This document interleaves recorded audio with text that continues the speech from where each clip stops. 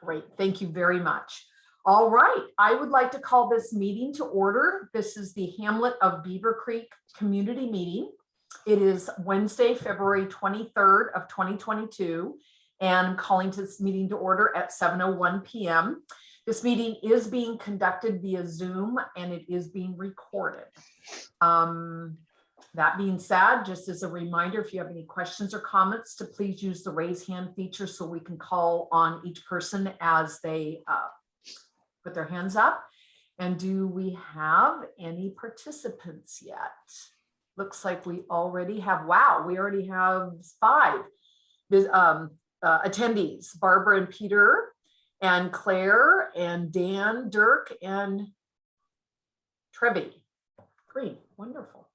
Welcome everyone. And so I don't recognize a couple names, so let's go ahead and do some introductions. My name is Tammy Stevens and I chair the board of the Hamlet of Beavercreek. Bill? I'm Bill Merchant and I'm vice chair. Jessica? Hi, I'm Jessica Cernak and I'm a corresponding secretary and secretary. Cheryl? Cheryl Buchert, I am the treasurer. Joe? Joe Matteo, I'm a director at large. Mark? I'm Mark Hilliard. I'm a director at large. Jack? I'm Jack Hipp. I'm a director at large. And Kenny? I'm Kenny Cernak, director at large. Wonderful. And that is your board. Welcome everybody who's joined us. And we're going to move right into our guest speaker. Tonight we have I think I'm going to go ahead with this first. Lieutenant Mendoza, do you have a few minutes to hang with us? Absolutely. Oh, wonderful. Okay, we're going to move right into having Chris Lapp, who is the new, as of I believe, December of 2020, district manager of the Clackamas Soil and Water Conservation District. For any of you who don't know where that is, it's in the Hamlet of Beavercreek. It's just east of the commercial hub of Beavercreek, and it's on the south side of Beavercreek Road. So you may have remembered the original district manager, Tom Salser, and I believe Lisa Kilder is still executive manager, but you know what? I'm stealing Chris's thunder. Chris, welcome. I just shocked that, you could get here in 24 hours notice. Thank you so much for doing this. So we've asked Chris to join us so we can get to know him and to also hear what's been going on at the Clackamas Soil and Water Conservation District. You're on, Chris. Thank you, Tammy. Yeah, it's a pleasure to be able to participate in this. I was really excited to hear that I could do this. So absolutely, I'm willing to take the time. It's important. So I wanted to, first of all, give just a really brief background of who I am and what brought me to Clackamas Soil and Water. So I am the district manager. I've been here just about a year now, and Lisa was acting when Tom moved on. He actually went up to the state of Washington to be the director for Washington Association of Conservation Districts, so overseeing all the districts up there. And so I'm actually a former federal employee. I came from the U.S. Fish and Wildlife Service, and within the service, the National Wildlife Refuge System. So you folks may know or be familiar with Tualatin River National Wildlife Refuge, which is just outside of Sherwood there in Washington County. So I actually was there for about 10 or 11 years back in 2020 through 2011, and was the assistant refuge manager at that time. But I was fortunate enough to go to that refuge when it didn't have any facilities. If you're familiar with it, there's now a state-of-the-art visitor center and trails and overlooks, etc. So when I got there, it was really still just a dairy farm that the service had acquired from a willing seller and started to do some significant land acquisition and restoration, and was able to have that journey of taking that amazing piece of land and having the vision to be able to see what we could provide the communities of Washington County and the community of Sherwood in general, the opportunities to integrate with nature. And it is it's a unique refuge because it's classified as an urban national wildlife refuge just because of its proximity and how it's focused in its management. But after that, I transferred up to Ridgefield National Wildlife Refuge, which is in Clark County, just across the river there in Washington State, and spent about 8 years there as the refuge manager for Ridgefield. And if you've ever been to that refuge, you know too that that's a very becoming a more urban refuge, but really significant resource along the Columbia River. Lewis and Clark encampments, has a lot of cultural history and an amazing wildlife auto tour and opportunities to have some great photography there. But prior to that, I spent most of my career in mountain states, Colorado. I've worked in North Dakota, and Idaho, and actually started my career in Minnesota. I'm originally from Ontario, Canada, so I spent most of my family, I spent a lot of time going back and forth up to Canada and down here, and have got 2 kids. They're in their 20s now, slowly getting some careers established on their own, and they're doing quite well. So when I was working for the service, I had the opportunity to transfer to another refuge, but I was getting to the point where I was wanting to stay in this vicinity because of my children and where we were located. And I actually moved back down closer to Tualatin, Dundee, actually, where I now reside. And my partner, who is a Fish and Wildlife Service employee still, was willing to stay in the area, although at some point I think she's going to probably want to transfer. But we thought this would be a good place for the near term to stay put. Certainly, it's an amazing area to live in. And so I made the choice of wanting to support her and still stay connected with conservation, since it's in my DNA. And when I saw what opportunities I could do, because I certainly didn't want to commute from Dundee to Ridgefield every day, I saw that Clackamas Soil and Water was looking for a district manager, and I worked with soil and water conservation districts in my federal capacity for many years, and at NRCS. And it was just a great fit, and I'd heard so much about Clackamas Soil and Water and what a great staff and job they do. It was a no-brainer for me to put my hat in the ring for that, and I was fortunate enough to get selected. So coming to a conservation district from a federal entity has been a bit of a transition, but really not that much of a reach. I mean, conservation in its purest sense, is very transferable. The knowledge base, the work that we do, the programs that these entities support are very similar in structure.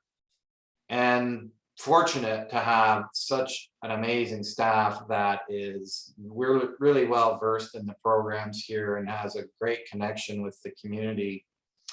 And that's really a great thing for me to really transition to, is the community. I appreciate the opportunity to start to get more familiar with the Hamlet of Beavercreek and the surrounding outlying communities, because it's integral into our success if we're going to really be a community asset.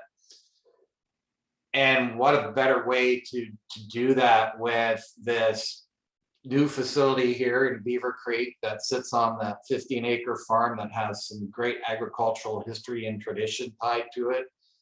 And to look at what this could serve for our community members and even beyond, to really tie into what the citizens and residents of Clackamas County could utilize this for. So I've been here really just starting to try to look at how we can best move forward, and with the addition of what Tom had done just before he left, was the purchase of a 315-acre community forest just adjacent or close to the community of Estacada, out there by the county park of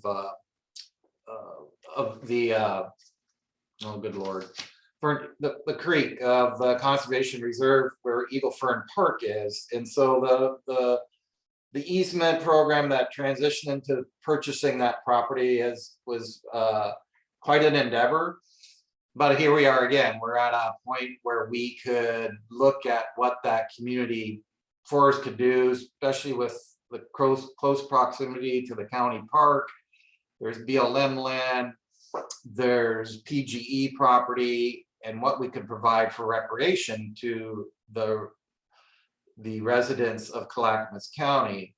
So to make a long story short, we're kind of at this crossroads, if you will, for the district. And what I want to do now is just basically take a step back and start to do some strategic planning for where the district should really focus its efforts on the next 3 to 5 years, really short term, and really start to make some commitments as to what we want these properties to serve as, but also for the programs that we hold and provide to the residents of the county, how we can be better agents of conservation and serve those people who need that assistance. So we've done a few things that have really helped in that process. We've brought on some conservation planners. We've built up our staffing levels a little bit. We've also lost a few people. I don't know if you know Ian Rains, who had been a district employee for many years. She retired, and she was our conservation grants coordinator, but she also ran the equipment rental program and our septic loan program, which have been both very successful. So we're trying to now backfill that position with a skill set that has both the grant, conservation grant writing ability, but we also now want to expand on the equipment rental program because it's so popular and start to grow that as well. So it takes a little time to restructure these things, but that's the commitment. So we're hopefully to get that back online. The equipment rental program right now is on hold until we can accomplish that. But also, as you know, it's also been quite an interesting journey as we've been going through the pandemic. It certainly changes how we can interact with the public and how we can be successful in providing our technical assistance. And again, as you know, this is the means now to really interact, whether it be in meetings or having workshops, using Zoom, having the ability to showcase videos that we've been able to produce that cover everything from manure management, mud management, pasture management and restoration, and start to get those out to the public, and actually been able to cast even a wider net than our traditional in-person workshops because of the beauty of and the expansiveness of the technology. We've been able to reach people beyond even the county and people who still have that interest and want to hear about those conservation practices. So it's actually become something we really didn't anticipate and are pleased that we can reach that many people. And again, as I say, conservation has no boundaries. So to be able to help residents as far away from Idaho as we can, residents in Clackamas County, is certainly something we're very proud of. And then, of course, our Weedwise program is still going on all cylinders. It's been a significant asset to Clackamas County. We basically serve all of the county with weed management problems, technical assistance, partnerships with multiple partners, including, you know, a good portion of Clackamas County is U.S. Forest Service, and working with those folks, especially after the recent and significant wildfire events that the county has had to endure. So those are the things that really kind of are up top right now that we're going through. But there's so much more that we can go into, and again, what I wanted to really just bring to your folks' attention was, as I mentioned, the strategic planning process is really it's not an effort that you can do successfully in a vacuum. So we really want to engage the community. We really want to be transparent, and we want the community to be able to tell us what they think we're doing well, what we're not doing well, what they'd like to really see more from the district, and what they would like to see the conservation resource center that sits on this 15 acres. Where do you see the community? What potential could the community have to interact? And I'll say that when I first got here and walked this property, my first day here, I mean, I couldn't stop thinking of all the possibilities and opportunities that we could offer here. And if you're aware of the property, you know it's got a really significant historical barn on it that could serve so many ways the community. And I really want to hear what people think about that and how it again can be part of the tradition that we really want to amplify here. So with that, I'm really just here to just introduce myself, let you know what we've got kind of going on here, and the irons in the fire, so to speak, but also want to hear from you as to, you know, what you know about us or what you want to know more about us, and I'm happy to entertain any questions related to that. Hey, Chris, thank you. That was a perfect introduction. I really appreciate it. We were, as a board, pretty darn involved in the actual, the whole construction. Tom Salser was at many of our meetings. So we were, you know, we got to see the pictures and then watch it go up. And so we know some about a few things I want to mention. Please, board and attendees and friends of attendees, go to the website, the Clackamas Soil. I have it up right now. It's a very user-friendly website. It has what's going on this month. On the right-hand side, boy, if you've got a topic in our rural area, it's pretty much on that list. I mean, there's rural living and septic systems and soil health and videos and watersheds and weather and weeds. And I mean, it's a fabulous list. I've perused quite a bit of it today. And also I had a wonderful opportunity to chat with Lisa. And we have in our area, you may don't know about this, Chris, but we had a Beavercreek Bulletin, which was like a local newsletter. It got pretty big. It had a lot of local information in it, but it's hard, especially during a pandemic, to find the resources in time to publish that. And this Hamlet has finally entered the 21st century with a social media director. And along with our website, who is mostly managed by our vice chair, Bill Merchant, Diana Kreitz is our director, and she has embraced, you know, Facebook and everything that's going on in our area, and then referring to our website as kind of like our library of information. So I got Lisa and Diana already chatting and coming up with just a ton of ideas. Diana's already posted on Facebook, encouraging people to go to your website. She talked quite a bit about the horse program that you just put on.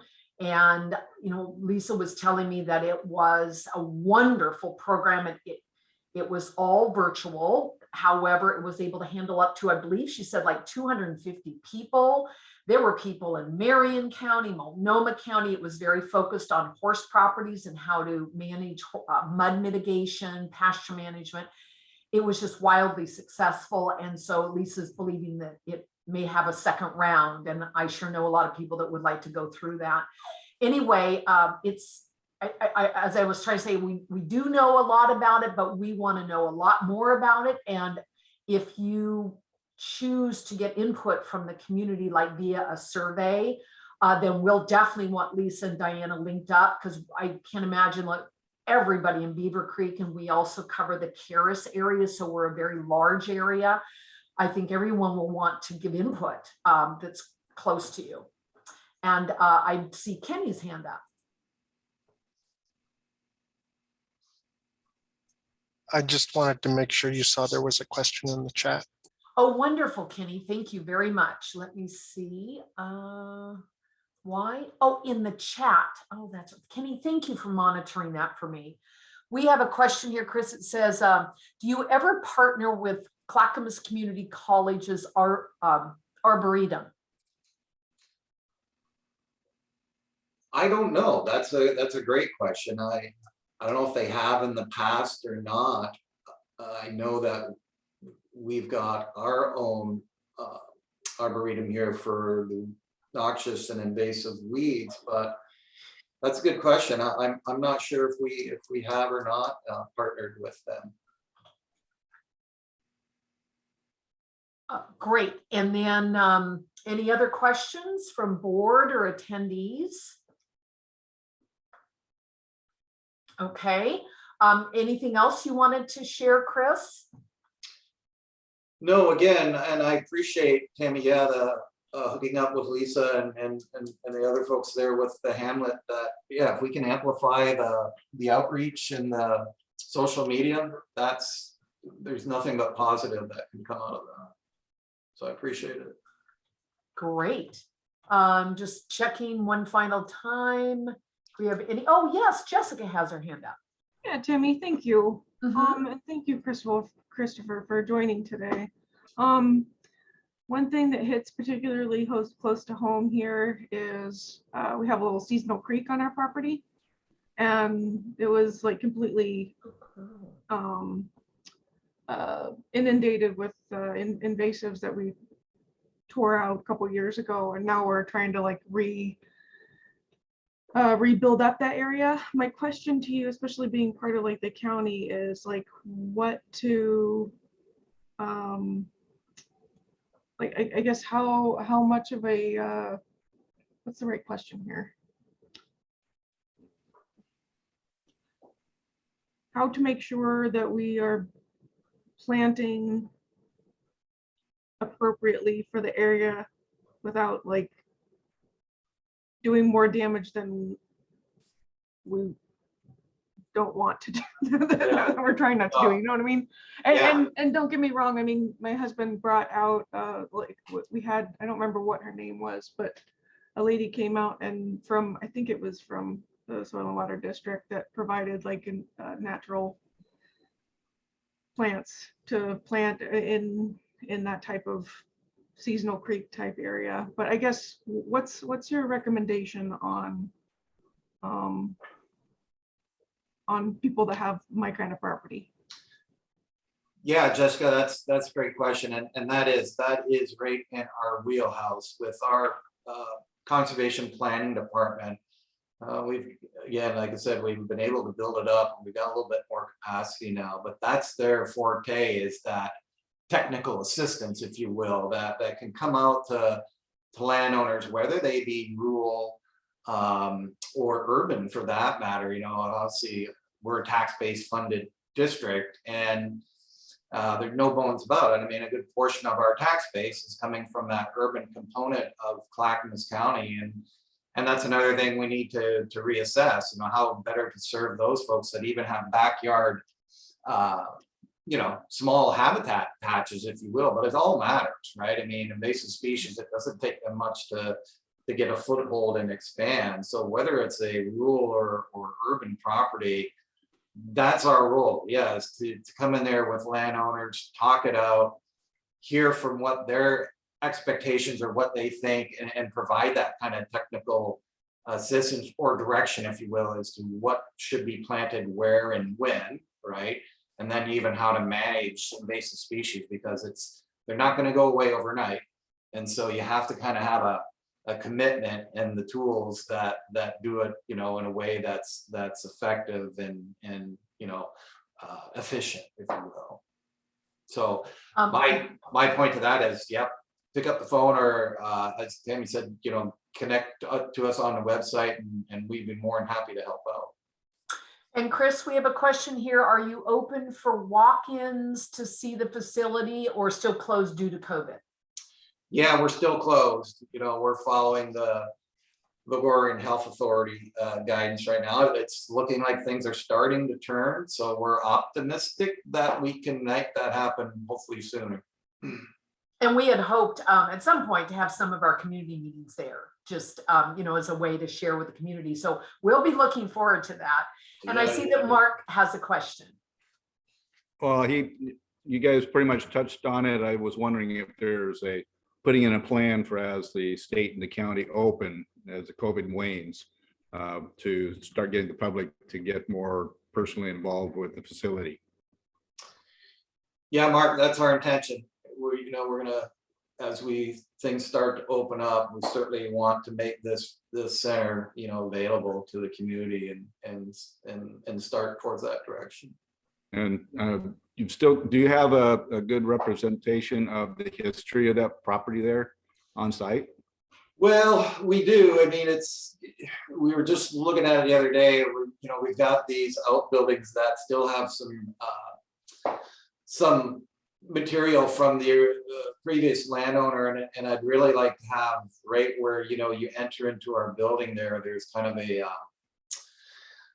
visitor area where a lounge, if you will, and I'd really like to have that really have some representation of a nod to the land here, its previous use, and then the historical content of it. There's a magnificent old wood stove that we still have that I would love to put in there, and there's some other and some photos as well to display to really give that nod and a sense of place, if you will.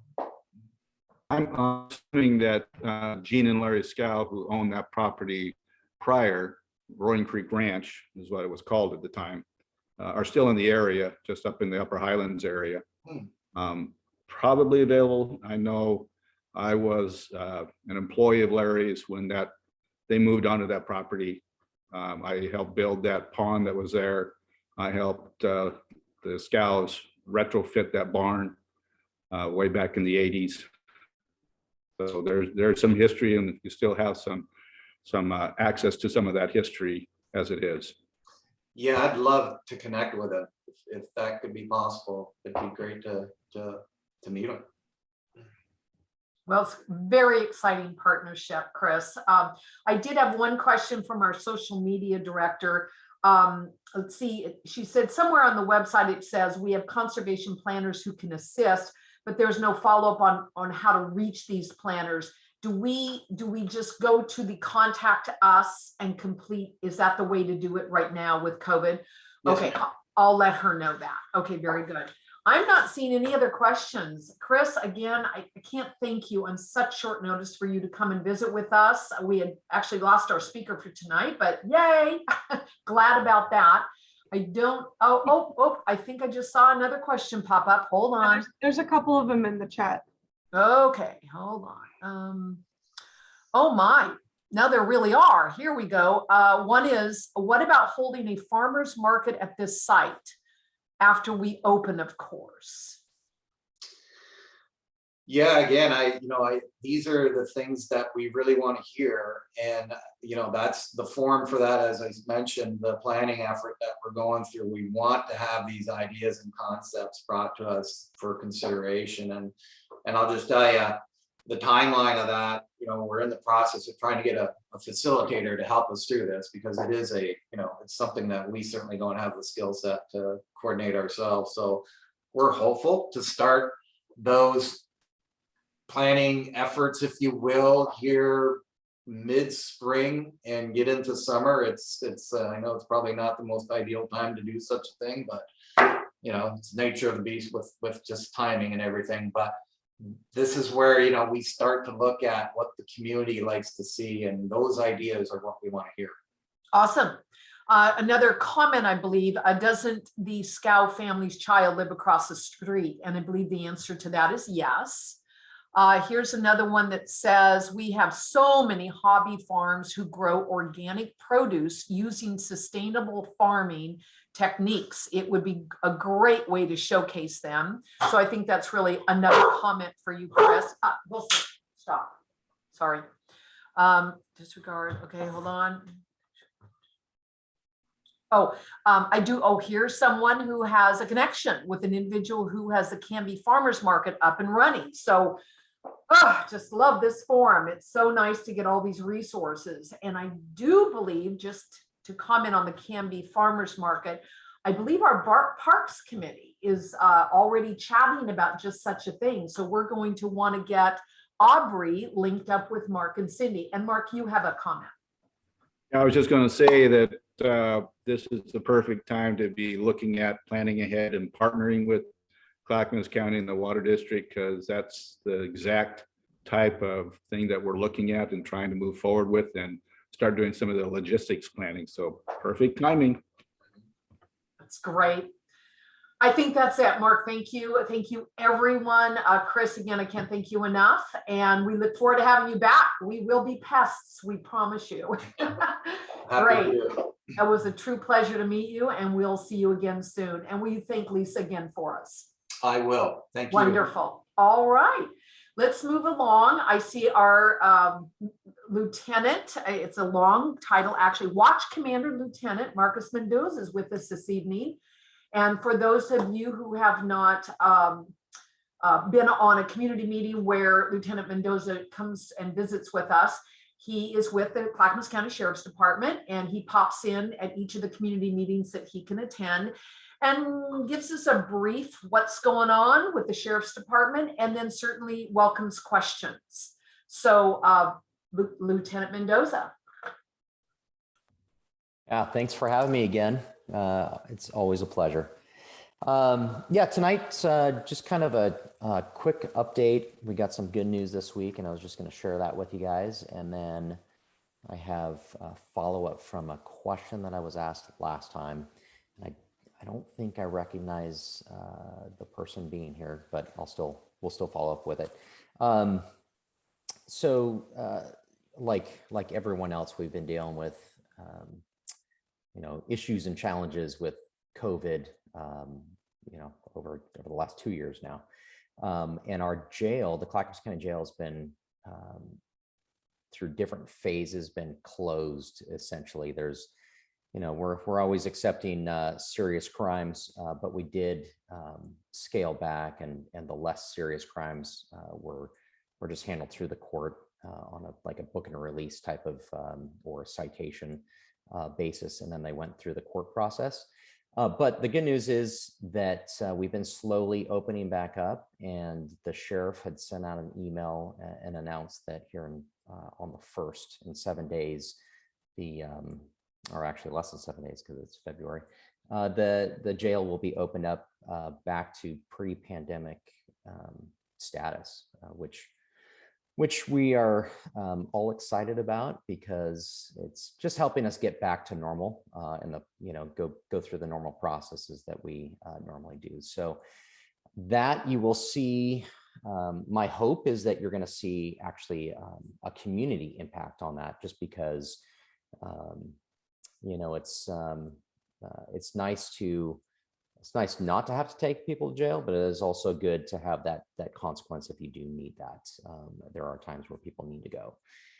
So that's a positive thing. We're moving forward and opening up, and looking forward to that. Happy about that. And then I wanted to follow up. There were some questions about the area of Ridge Road, and I don't remember if it was Upper or Lower Highland was the cross, but it. Sorry, what was that, Tammy? I think it was Lower Highland, but go Lower ahead. Highland Ridge Road, about a transient camp in that area, and then associated criminal activity.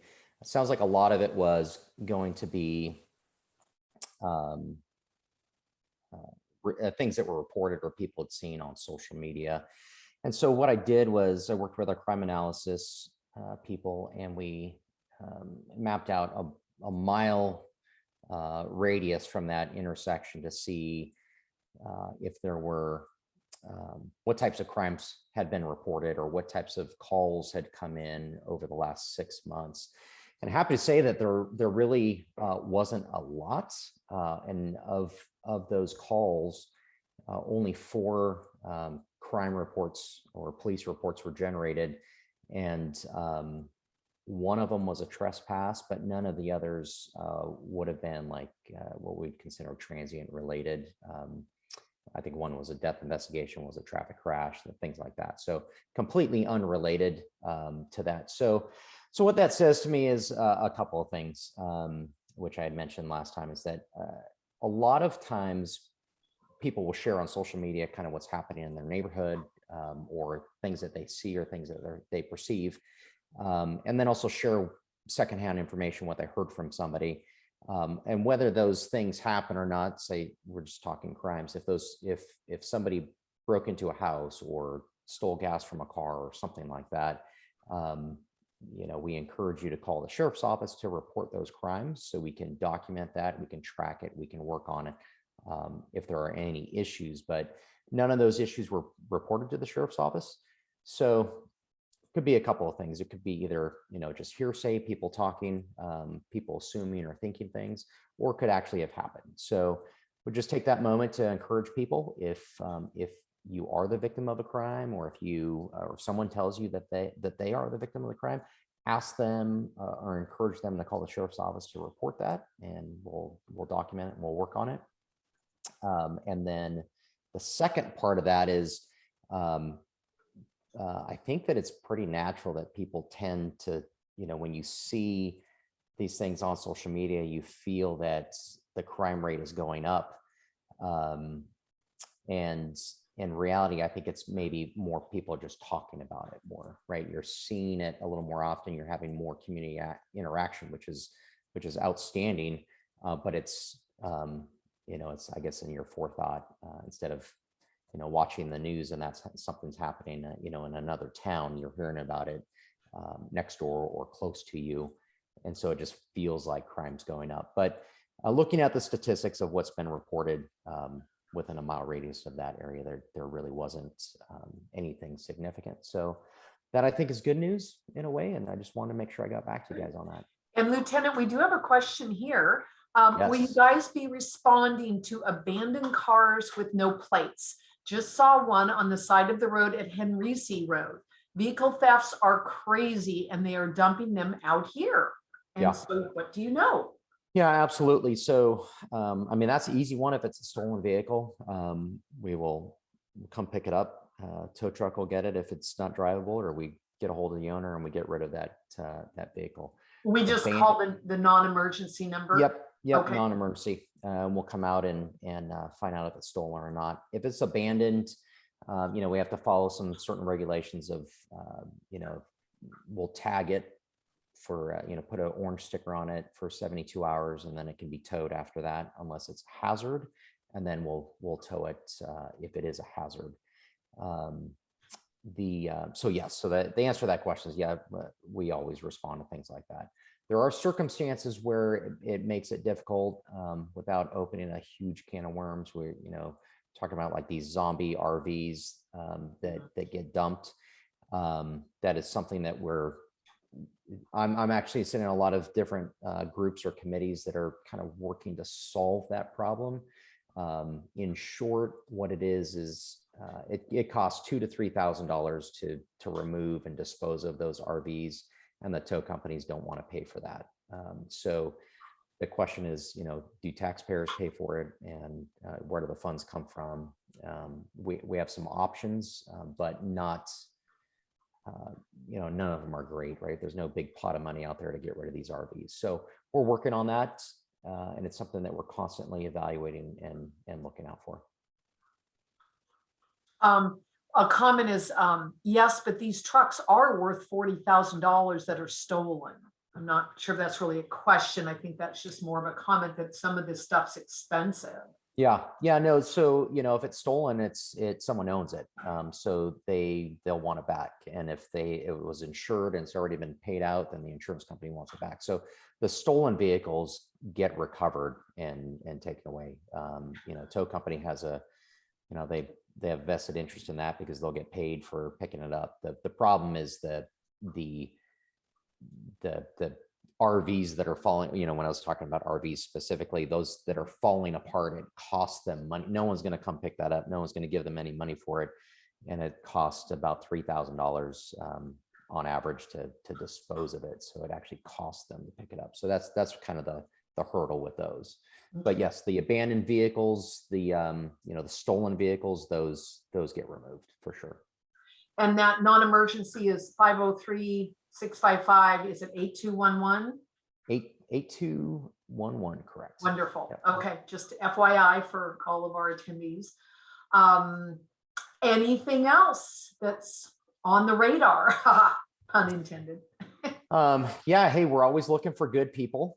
So if keep us in mind if you know anyone that's interested in law enforcement. I think our target is to hire, I think I told you guys last time, we hired 30 deputies last year, and that's our goal again this year, to hire another 30 deputies. So if you know anyone that's interested in law enforcement that wants to make a difference in their community, in our community, send them our way. If you friends, relatives, any of you, we're constantly hiring, so keep us in mind.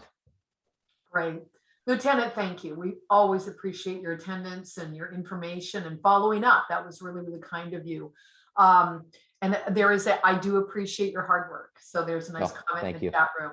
Thank you, Lieutenant. We might see you next month, and we thank you again. Sounds good. Thank you. Great. Thanks a lot. Good night. Bye-bye.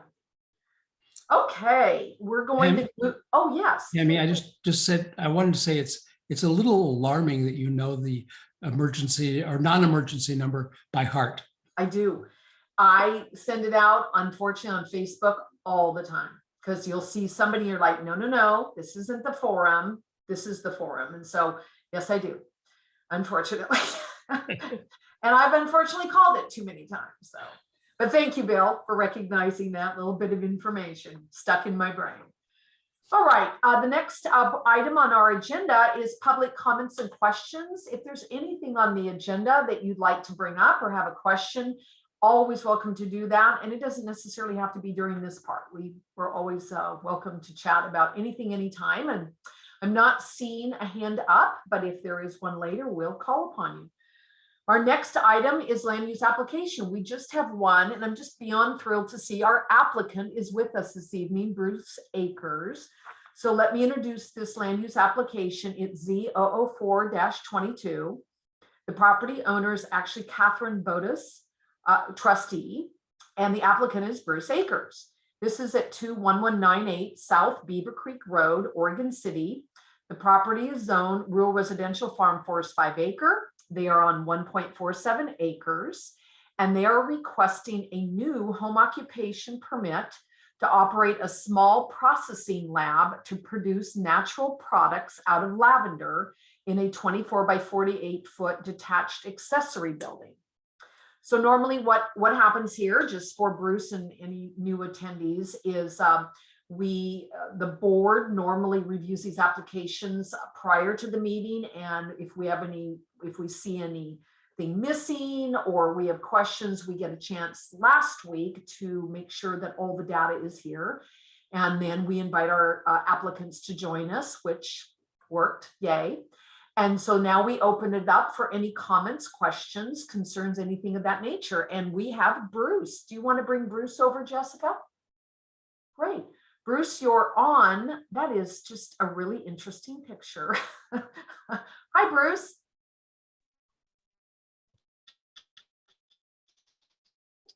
You're off mute, but we're not hearing you. Yeah. Hi, how are you? I'm sorry. Okay, let me try it again. No, we can hear you now. Can you hear me now? Yes, we definitely Okay. can hear you now. Okay, good. So I was gonna say my internet here is we're on the satellite, and so it's very slow whenever I try to do Zoom by video. Okay. And so Great. that's just a picture of a bike tour. So yeah, I don't know how to introduce myself and what you want me to say.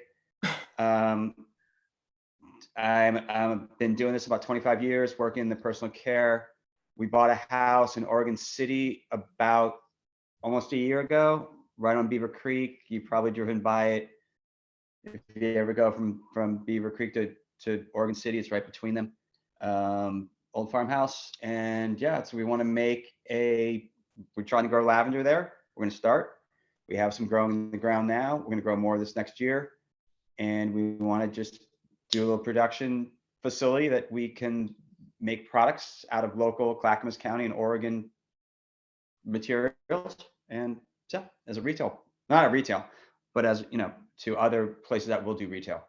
Oh, so you are a manufacturer providing to retail outlets.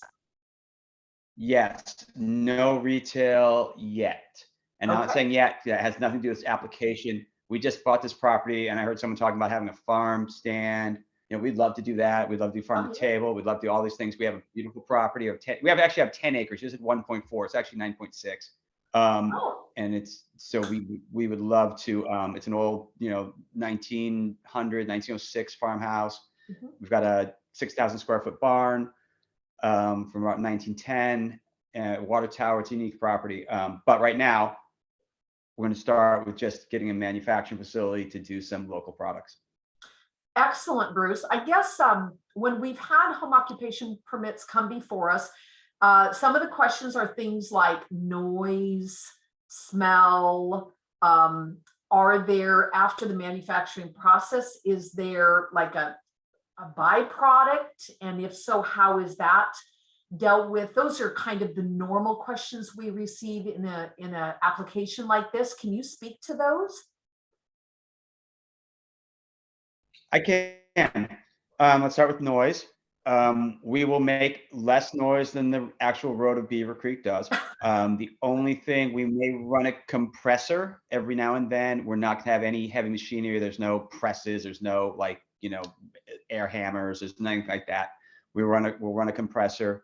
We only will operate from reasonable business hours, 9 to 5, something like that. Reasonable business hours. Waste.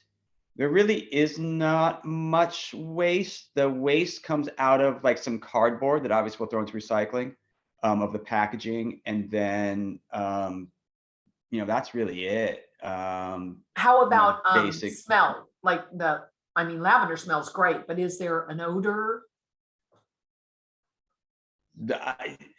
You will smell more lavender, and we get some local essential oils from Trinity up the road in Oregon City. So you have some orange, grapefruit. There's no other. We don't do any reactions when you make these products, so we're not burning anything. We're not changing anything. We're really just mixing things, and so really only smells you will get will be the essential oils.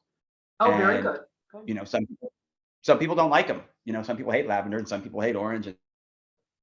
So it might be offensive in general, but in specific, there's no, like I say, there's no combustion smell, there's no burning, there's no plastic, there's no grease, there's nothing really except for the sense of the products themselves. Oh, and we hope they fabulous. smell nice. I do see a question here in our chat.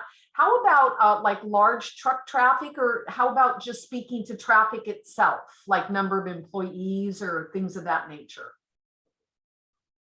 Okay, large truck traffic, we all come in. So we have a fairly tight driveway, so we can't get anything in there. We can't get a diesel truck in there. We can't get a semi in there. The only thing we can get are box trucks in, just because of the nature of our driveway and the way it comes in. As far as employees and people, we we have, we don't ever assume to have more than 5 employees, on site. And that's, that's probably only be for production days. Most days will, and 2 of those employers are me and my wife. And so we don't have, there's not gonna be a bunch of cars coming out. We're not having retail business. There's not gonna be people coming in for any other reason. We may have a delivery truck, once a week, but once again, it'll be a small box truck. It'll come in and out through our driveway. We have big enough turnaround. They can go right back out, drop it off. But yeah, so I think that answered, no. Oh, That's- definitely it does. A couple just comments, because I like to share positive comments too. It's one person said it's beautiful, love that property. And another person said, I'm excited about this. This will be great. So it's nice to hear comments from our tenants. Oh, I do see a hand up from Dirk. Dirk, Jess, could you bring Dirk over? Hey, Dirk. Hello, everyone. Can you hear me? Yes, we can. Do you have a question right. for Bruce? I do. Thank you for allowing me to ask it. It's a real quick one, Bruce. I just have a quick question. Are there any chemicals or gases used in your extraction? Dirk, I'm a chemist by trade. So when you say chemicals or gases, everything is chemical. There's so many gases. I assume you're thinking hazardous chemicals or noxious things. We don't use any Yes, we don't actually do any extraction. Well, at this point, we're not doing extractions. Okay, we will make lavender oil eventually. Right now, we have about 400 lavender plants in the ground. We probably, in all reality, won't harvest them about a year. Might get some this year, more next year and the year after. All of our we don't do extractions, we do distillations, which is an extraction, it's a form of extraction. We all just steam distillation. We don't use any volatiles for extractions. We don't do anything else. So all we do is a steam distillation, which is water. We don't, honestly, the most hazardous chemical we might use would be a little bit of isopropyl alcohol and a little bit of ethanol. And that's basically in the cleanup, but that's honestly, in volumes that if you look at the hazardous waste, we're nowhere near even close to, we'll never have a barrel of it. We'll have a gallon of it just to wash a little bit, spray it down like that. But we don't use any, once again, solvents is a word. Everything's a solvent. But I think you're talking about, more hazardous solvents like that you heard of. We don't use any of those. So we really, I've been in this industry about 25 years. I started the biggest natural, quote, natural, how do you say it's determination of what's natural and what isn't natural, a natural standard. The biggest natural standard in the US, and the first natural standard in the US was Whole Foods. I worked with them about 20 years ago, started that standard, boom, made it with a friend of mine, a colleague, a friend. And that was the first national natural product standard in the US. So I've always worked with, low pesticides, low preservatives, organic, and that's really what I believe in. And that's what I want to do here. And that's what I continue to do. So we really don't use a lot of those, everyone say chemicals, the hazardous chemicals, any of that stuff. So, no short chain hydrocarbons, that type of stuff. I hope that answers, like I said, it's hard to answer. I hope I answered it. Yeah, because the reason I ask is at the beginning, you mentioned no presses. And I know, like for mint, they use big presses. So if you weren't using presses, I didn't know if it was going to be CO2 or 1,000 gallons of butane. People start to worry about things like that. So that's why I asked.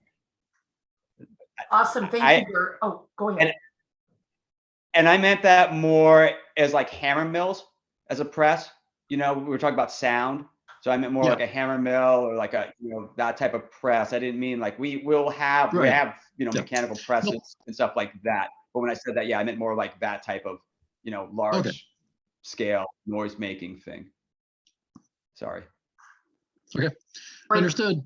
Thank you. Thank you for your question, Dirk. Okay, thank I you. do see a question from Jessica.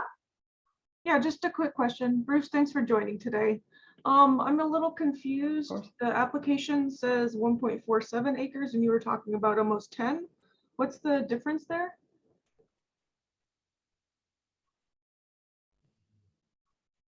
I honestly cannot tell you. Okay, so I can tell you this. We have 9.5 acres. There is a chunk of it that is on the historical register. Okay. And this building itself is not. It's a prefab building built in the late 80s, early 90s. So a lot of the farm itself is historical. And so I did not put that 1.4 acre number in there. And so that might be what the county figured that was of the property that was not part of the historical register. And I honestly don't know.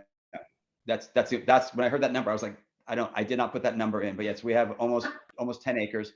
But there's part of it that is historical registry, right? And there's part of it that isn't. And the building we are in is not, and that might be where that number came from, but I've never seen that number before. And we'll be sure in when we respond to the county that we'll just make note of that. Would you mind making sure that, Jess? Oh, perfect. Okay, I would really like to entertain a motion. Would anyone like to make one? Go ahead, Bill. I'll make a motion that we recommend approval of Z0040-22. It sounds like a great thing to have in our area. Wonderful. And do we have a second? Second. Second from Joe Matteo. Wonderful. All right. What we'll need to do is we do vote separately. So I will ask, I think I missed a question here. And since we have a motion and a second, we are open now for open discussion. Barbara or Peter, did you have a question? Go ahead and unmute. No, actually, I was agreeing with everybody. Sorry. Oh, what? That's great, Peter. Okay. What we would like to do is have everyone, all attendees, because sometimes there can be more than one attendee, like if Barbara and Peter are on their one attendee list. So if everyone would utilize the chat feature and either vote in favor of the motion, which is to approve this application, or you can vote against it, or you can just abstain. So if you would utilize chat, Jessica is able to capture all of those, and then we're able to give the planning department a good feel for how our community is or is not supporting the application. And actually, Bruce, you get to vote yourself as well. So if you'll get on chat and hopefully you'll vote for yourself, and we'll be able to count that vote. And of course. while that's going on, I just looked up on CMAP, and CMAP shows the area as 9.49 acres. So I have no idea where that smaller 1.47 acres comes from. Well, we'll make a note that the applicant reported it was 9.49 acres. So that's a good to have that accurate. And I see people are getting on and voting. While Jessica does that, if we can have the board also vote. If you are in favor, would you do a raise hand, please?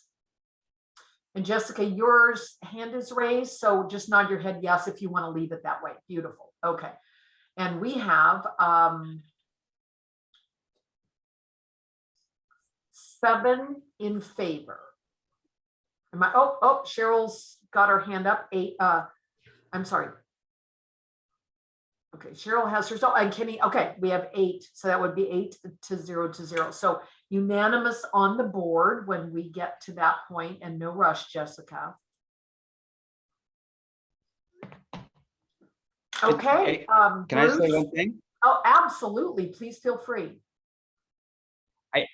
I just, I heard a couple of comments about how they see the property and we love it too. And we're doing a lot to improve it. It sort of had been neglected for the last few years.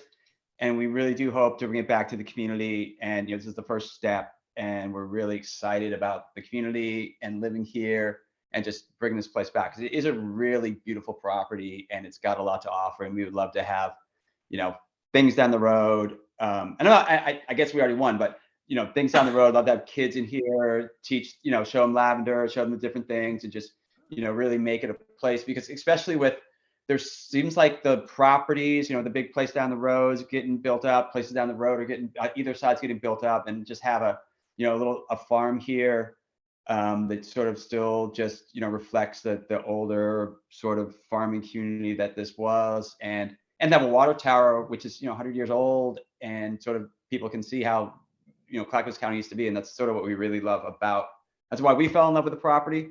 And that's why we want to continue that sort of legacy down the road. And I appreciate the time. And and that's it. Awesome. Bruce, welcome to the neighborhood and welcome to the community. And thank you for attending. It's always so valuable to have the applicants here. So we wish you the best of luck, and we hope to see you at the future farmers market. And maybe you and the Clackamas Soil and Water District can also be teaming up as partners. So Yes. sounds like lots of exciting things in the future. I got a quick question. Yes, I hope to see you all at the Grange someday in person. Oh yes, someday soon. And one of our board members, Jack Hip, had a question.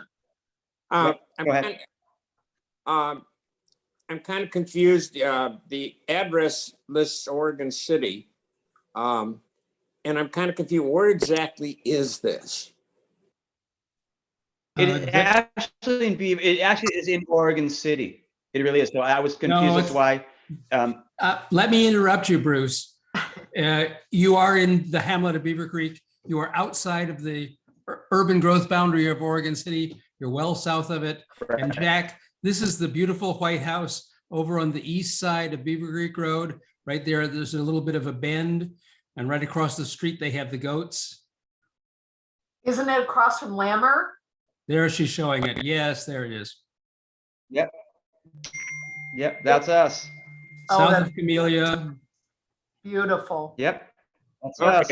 And if you look at the very top right in that picture is the building that we're going to use. Ah, beautiful. That one right there. Jessica, you are awesome. Thank you. Yes, thank you for answering. Thank you guys, and I appreciate the support. Yes, that property has come before us on numerous occasions. There was at one point somebody wanted to have like ball fields where children can come and compete and play, and there's been some different ideas for it, and we really love your idea.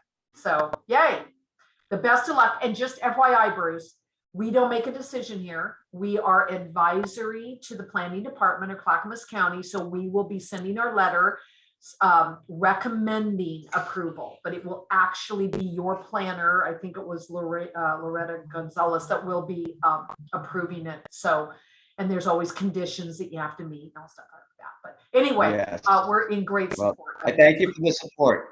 Yes, and good luck. And I'm sorry to jump down your throat, but people get so confused about the 97045 zip code, which is huge. And in fact, there's places in downtown Beavercreek that are 97045. So it's very confusing. The post office has nothing to do with where you live. Okay, well, that's nice to hear, because I look at the county lines and you look at different maps, it's all different lines every time. So, I would love to put it in Beavercreek, or Oregon City, we'll be Beavercreek Lavender Farms, Beavercreek Labs. So, yay, wonderful. Thank you. All right, let's keep moving along on our agenda. There are 5 land use activities and decisions.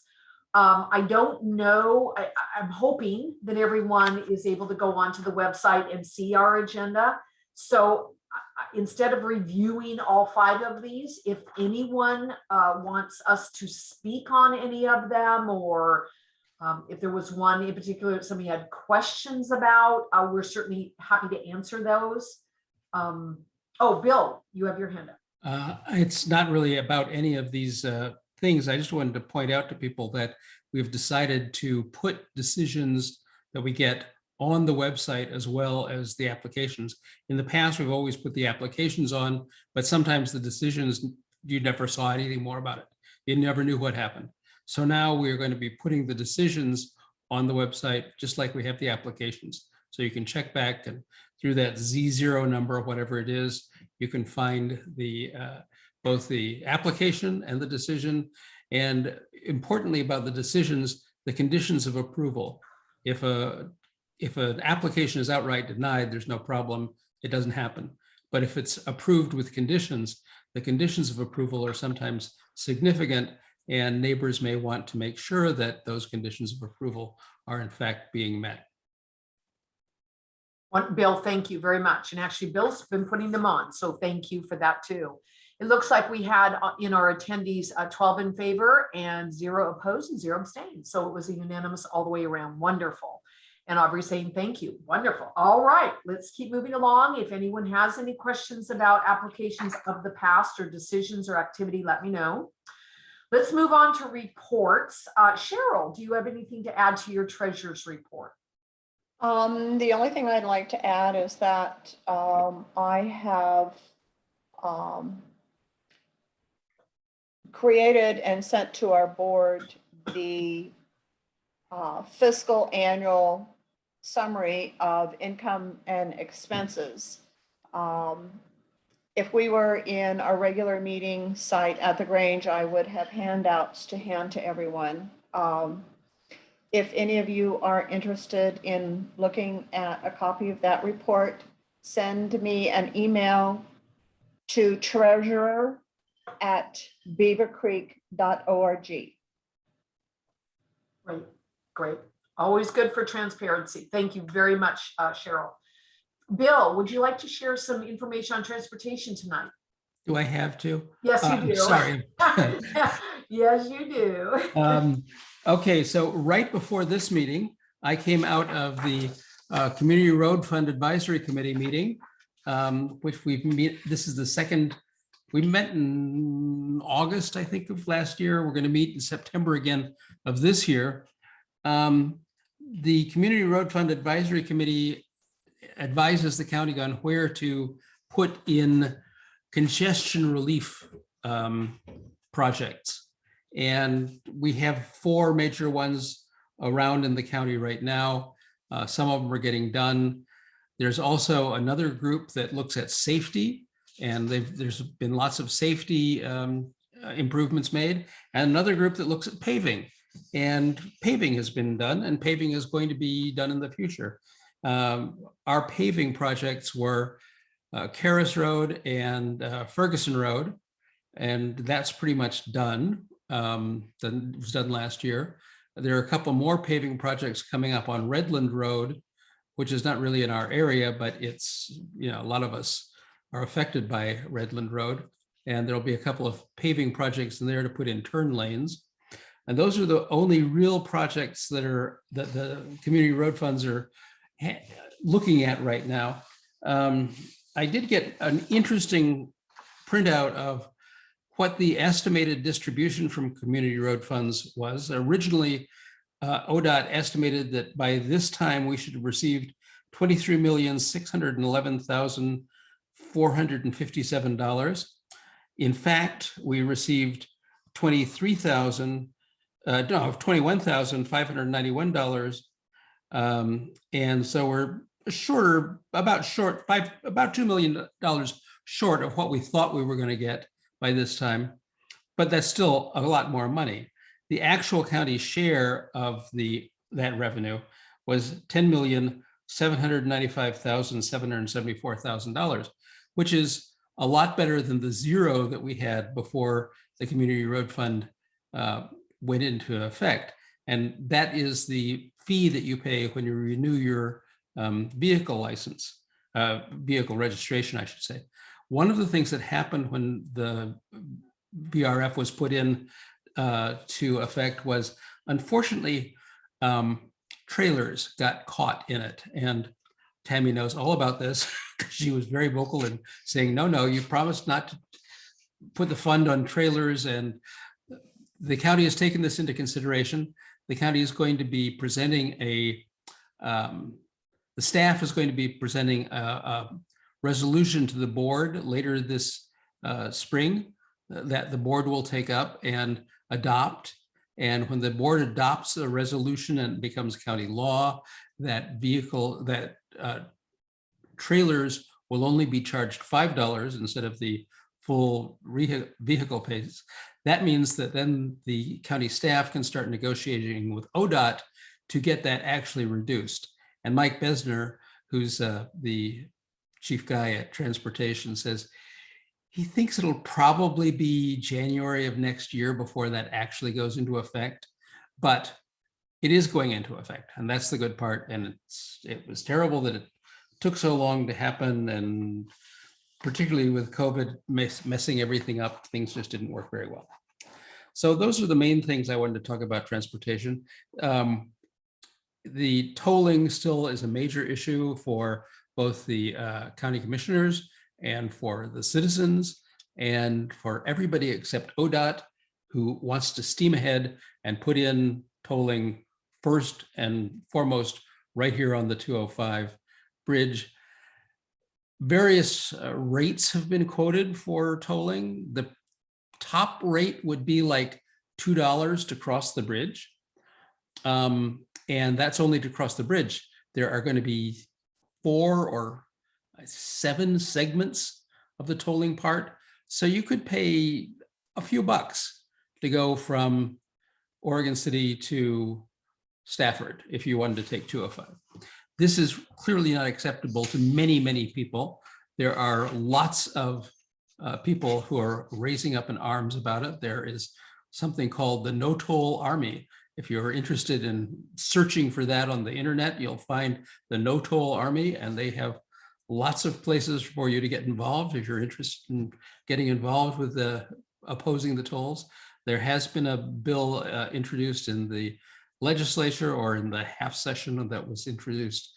I don't know where it went, but it was to insist that there be voting before tolling. And that's what the No Toll Army wants to do, is they want to have a citizens initiative to demand voting before tolling. Nobody denies that congestion is bad, but many people think that ODOT's picture of what will happen if tolling goes into effect and how that's going to reduce congestion, think they're smoking something, because their projections just don't seem to match reality at all.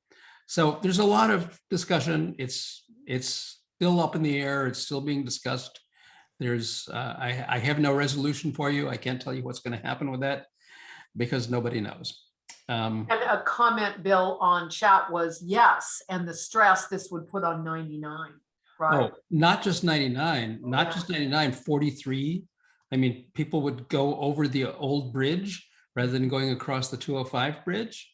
Think of the traffic that would be going through Orland Road. Oregon City. I mean, just that all those one-way streets in Oregon City, it's not gonna, it just would not work well at all. It's a real problem.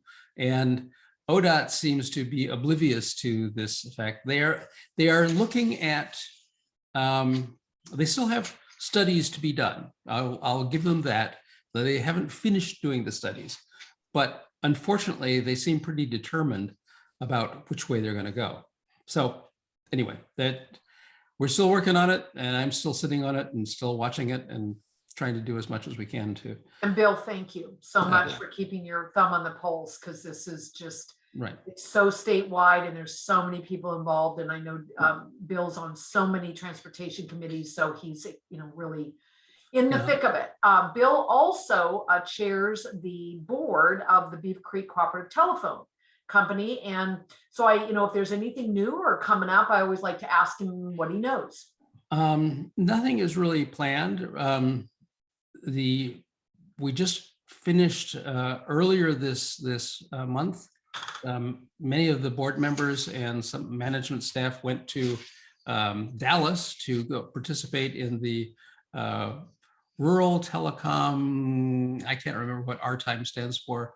It's the National Cooperative Telephone Association.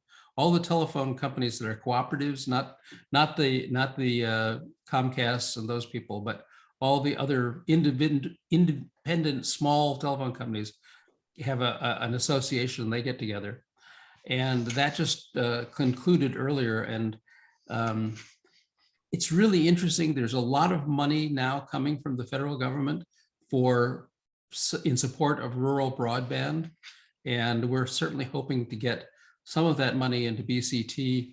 Our goal would be to build fiber to the home all over Beavercreek, which is fantastic. That is not a cheap project, you can well imagine. So it's still in the planning stages. We haven't gotten any loans to do it. We haven't got any grants to do it yet, but we're certainly planning on it, because that's the first thing you got to do before you can do anything else, is plan for it. So we are planning on bringing really high-speed internet to everybody. Our existing coaxial system that used to carry the cable TV, which, as you all know, is going away. Cable TV will stop being around.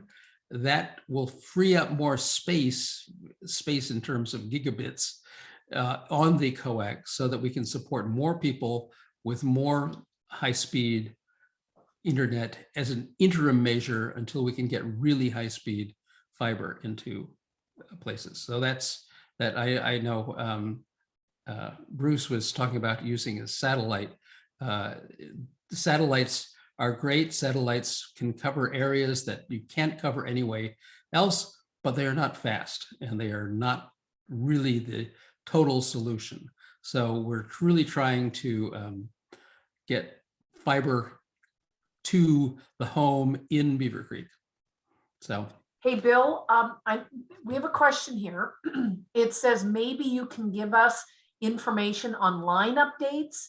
We were given a 3-month timeline, and now I'm looking at 6 month. I'm not exactly sure regarding what, but do you understand that? let me see if I can scroll and find that here. It says we are. I'm sure it's killing me with schoolwork, yes. We still have DSL. Are you continuing servicing the system? DSL will continue as long as we have to. But really, if you need higher speed internet, you should really try to look for a coaxial connection. And we are proactively calling members to say, you're in a place where you could have higher speed internet. Are you interested in doing that? Because that will make everybody much faster. Let's see. Well, and plus getting everything off coax. I mean, all the TV now, Right. The internet should be even better. It's about 3 comments above that, Bill, about the line question. Line updates, we were given 3 months. Oh, maybe it's about when they'll have the high-speed internet. Who asked that? Aubrey, is it Aubrey? Yes. Can you be a little more specific, or do you want to? Oh, here she is. Look at you, Jessica. You're off mute. Aubrey, go ahead. Can you hear me okay? We sure Yes. can. Go ahead with your question. Okay, so my question is the line between our house and the road. We were given a 3-month timeline for that. So I'm paying $100 a month for speed of 8 on dial-up. They were supposed to update our line so we could get 25. They give a 3-month time. That's not going to happen. And it's killing me because I'm trying to get on the school board or the PTO board, and I can't help them because I literally have pretty much no internet. In fact, I'm operating right now on my cell hotspot. I heard you sort of, gargling there with Zoom on the speed of your internet, and that was over your cell phone. I can't tell you specifically because, of course, I don't know everything about the what's happening there. My advice is to call customer service at 503-632-3113 and ask them for an update and ask them for what's going on, and tell them you've talked to me at our Hamlet meeting and you really want some answers out of them. Put their feet to the fire because they need to answer your question. And I don't personally have the answer for it, but please ask them. Sounds like it's the squeaky wheel. Yep, that's exactly it. That's Now, the technique I've used with BCT. Yeah, there have been a few cases where there's been a problem installing the line, the coax line, And that may be the case here, I don't know. But again, talk to the customer service reps. They will be glad to try to answer you. And you can always get in touch with me, chairman at bctelco.com. So. Wonderful. That would be very nice. Like I said, we had some problems out here on the ranch, and Oh, yeah. I was squeaking very loudly, and all of a sudden it got fixed. So it was wonderful. But that doesn't happen for everyone. And Aubrey, I'm sorry. That's in this day and age, it's so frustrating. Okay. Thank you, Bill, for that report. Really appreciate it.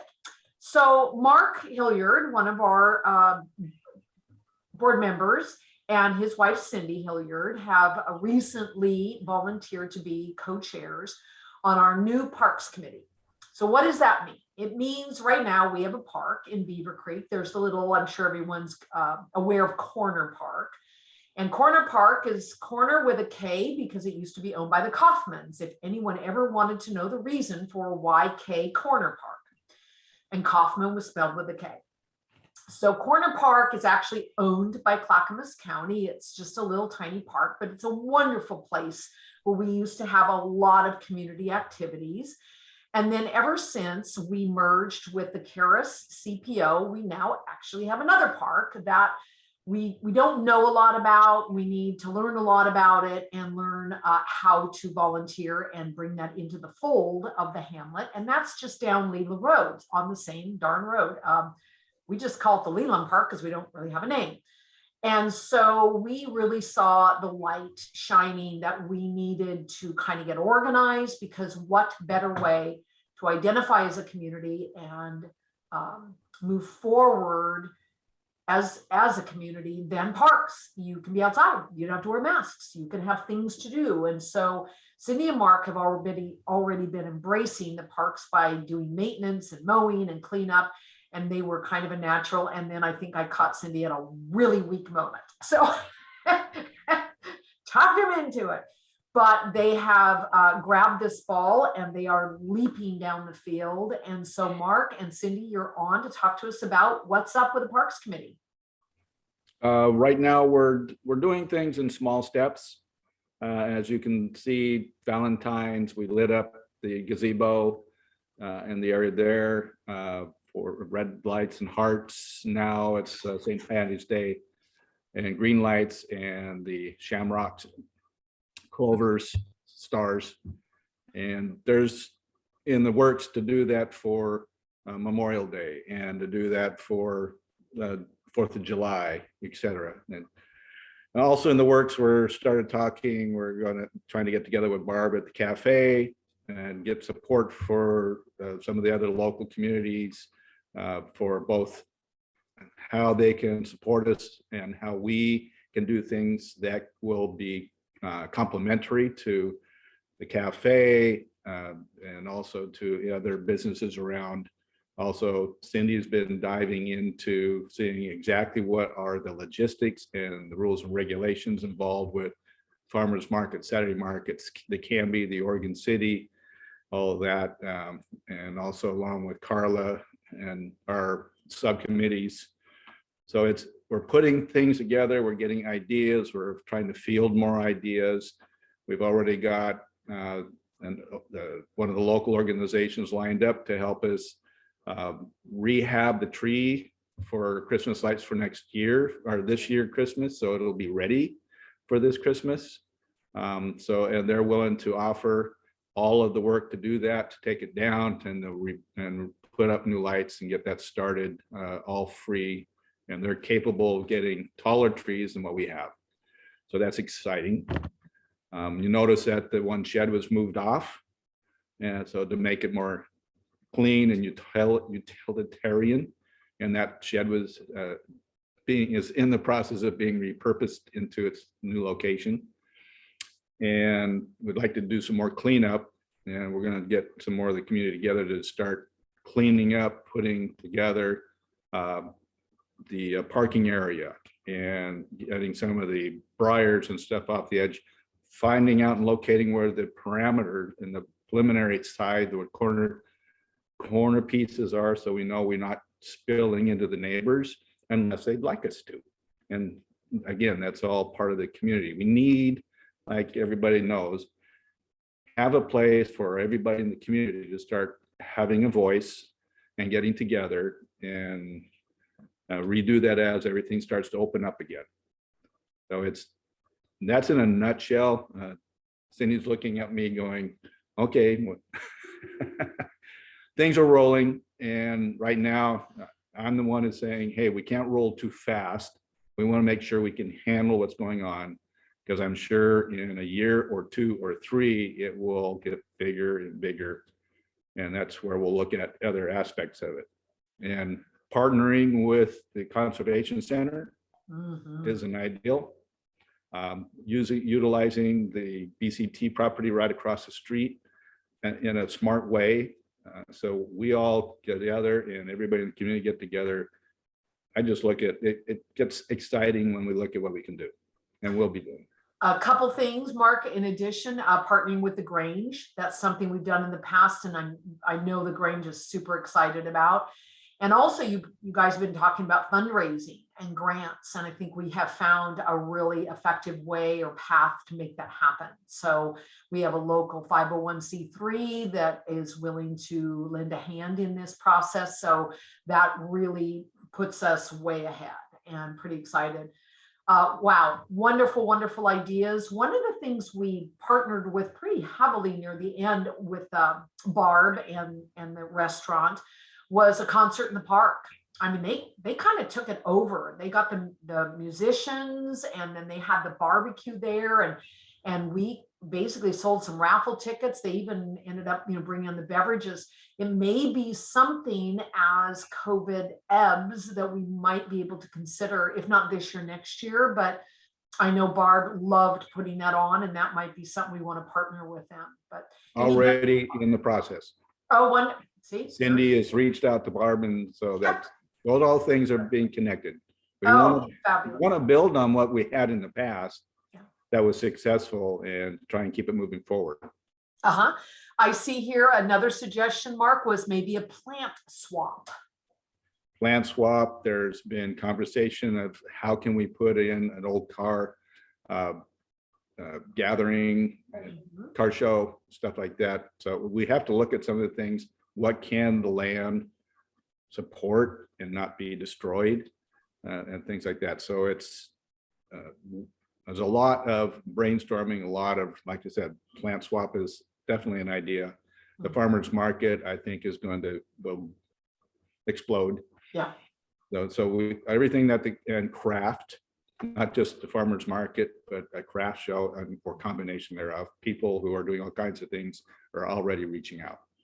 Wonderful. Oh, that's very exciting, Mark. We are going to look forward to future reports. And as you can see from our audience tonight, we've gotten many people that obviously would like to lend their advice and hand with having connections with Camby and such. So we need to utilize our social media as you guys evolve in getting support and getting ideas. So thank you both.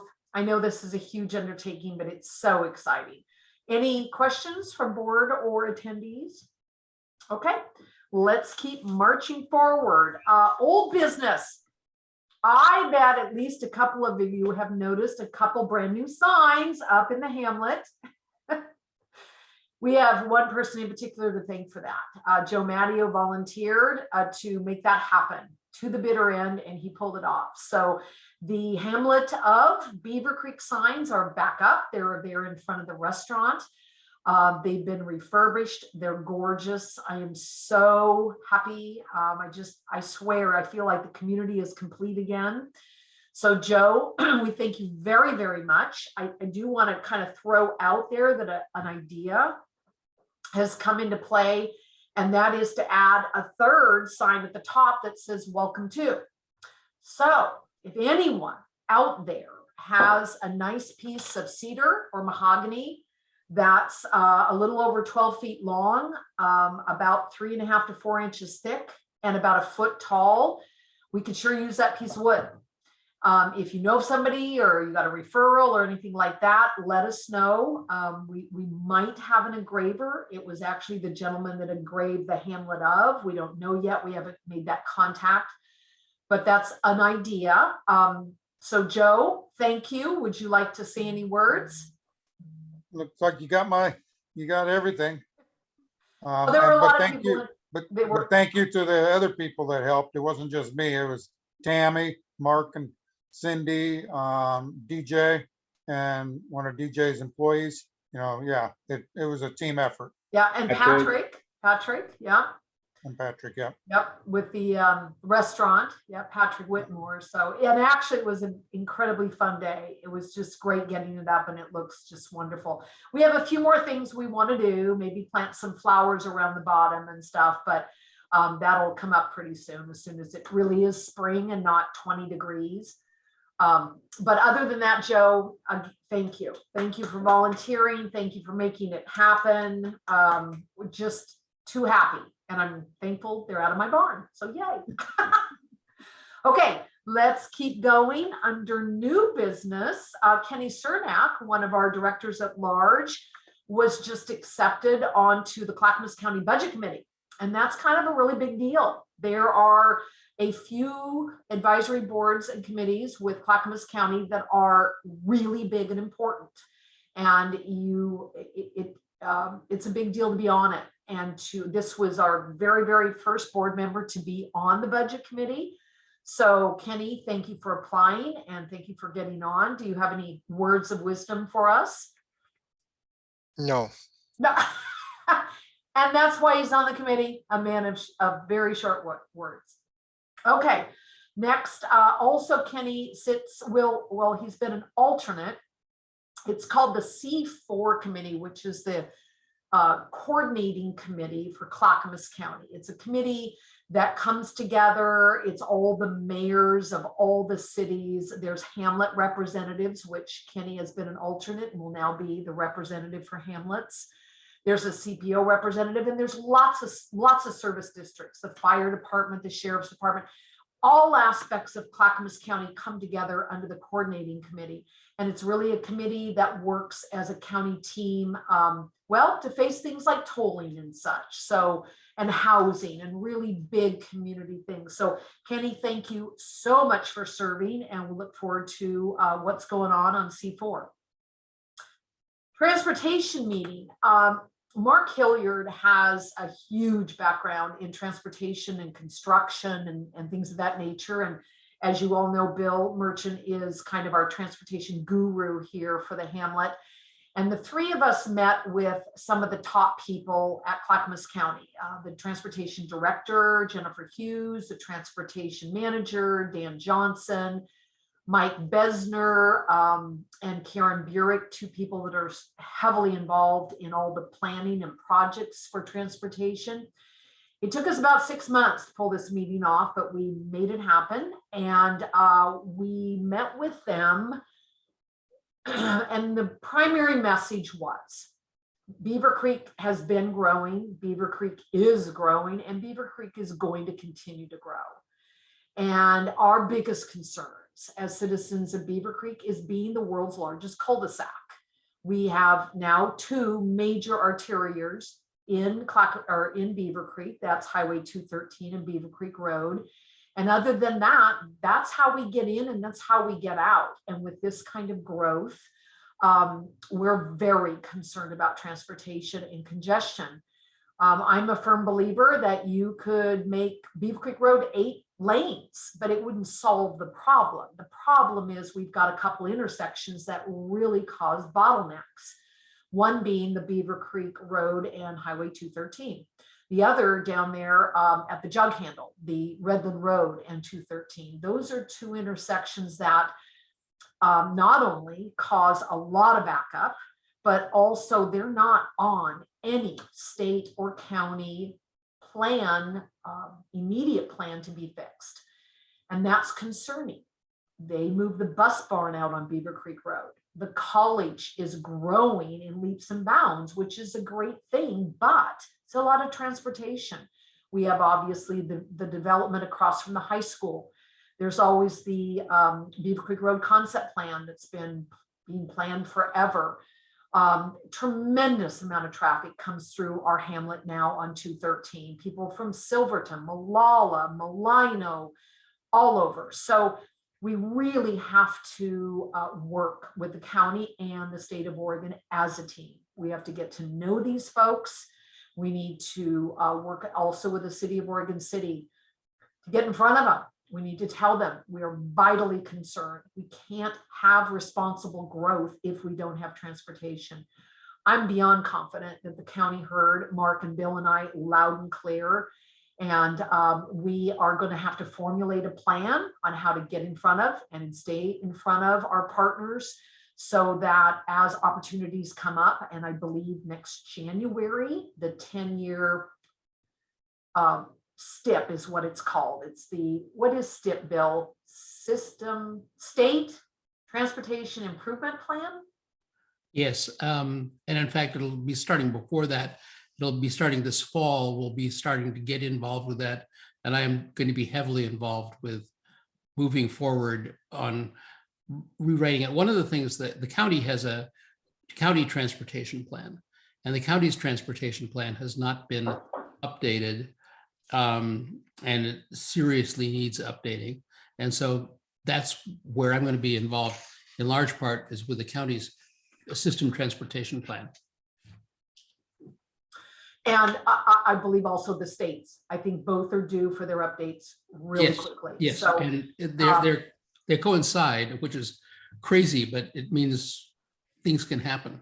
it means that we're aware and we now know what to do. We need to start attending City of Oregon City Council meetings. We need for them to know us. They need to know, we need to know them. And we need to be in front of the county and state, because otherwise we're all in trouble. I mean, this is going to become a very large parking lot if we don't get this fixed. So I know have a tremendous amount of support in Bill and Mark and our entire board. So as we all reach out and make these relationships, please know, all of you citizens, that this is our highest priority as a board, is to make sure that if we have an opportunity to get these roads fixed as growth is occurring, that we will do so. Okay, that being said, under other business, the only Grange update is they are continuing to have their breakfasts the first Saturday of each month from 8 to 11. Planning Commission, really the biggest things we're going through right now is affordable housing. We don't have a lot on our dockets right now other than that. And there's really, we had a really busy year planned and things keep falling off, but affordable housing is what we're all working on the Planning Commission right now. Other than that, our next meeting is scheduled for March 23rd. It is still going to be via Zoom. Our guest speaker, and that's kind of via requested by this group, is Joe Merrick. He's going to speak to us on the new roundabout on Redland Road and Fisher's Mill Road. And he's got a lot of experience with the Redland Road area. So we'll be able to chat with him about that. And then hopefully Lieutenant Mendoza will join us again. Upcoming after that, we have, I think April is now earmarked. We have, what is it called, Jessica? Oregon, Green Oregon. I can't say it. Solar Oregon. Oregon Energy Board. Yeah, that's it. We have somebody coming in on that. We have two guest speakers, Zach and Zach. Zach is going to speak from Oregon, that side of it, what is being offered through PGE and Green Solar Oregon. And then we also have Zach with a local contractor that comes to people's homes, looks at what they can and can't do, what it costs, what it will do for you. So we're going to have a double team in April talking about solar. So gather your solar questions.